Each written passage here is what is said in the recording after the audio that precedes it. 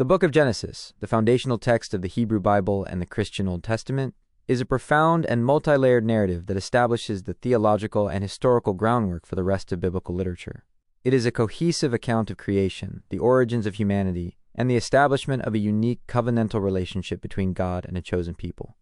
The book can be understood as a two-part epic, the primeval history of the entire world, and the patriarchal history that narrows the focus to the ancestors of the nation of Israel. The initial chapters of Genesis, often referred to as the primeval history, lay out the cosmic and human origins. The book opens with the majestic account of creation, where God, through divine command, brings order out of chaos, culminating in the creation of humanity in his own image. This section introduces foundational theological concepts, such as God's power and the inherent goodness of creation.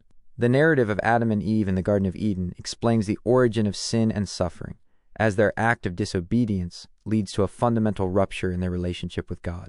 Subsequent stories, such as the murder of Abel by Cain and the great flood in the time of Noah, illustrate the rapid proliferation of sin and its devastating consequences. The primeval history culminates with the Tower of Babel, a story that explains the diversity of languages and the scattering of humanity, demonstrating God's judgment on human pride. Following the primeval history, Genesis shifts its focus to the patriarchal history, centering on the lives of Abraham, Isaac, Jacob, and Joseph. This section marks a crucial turning point as God narrows his focus from all of humanity to a single family. The central theme of this part of the book is the covenant that God makes with Abraham. God calls Abraham to leave his homeland and promises him three things: a great nation of descendants, a specific land, Canaan, and a blessing that will extend to all nations.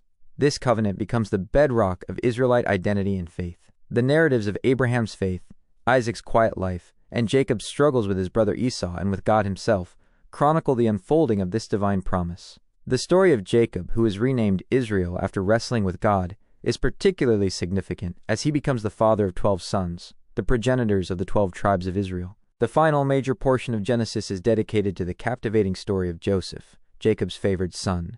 Sold into slavery by his jealous brothers, Joseph's journey from a prison cell to the second highest position in Egypt is a testament to divine providence. Joseph's ability to interpret dreams and his wise administration save Egypt and its surrounding nations from a great famine.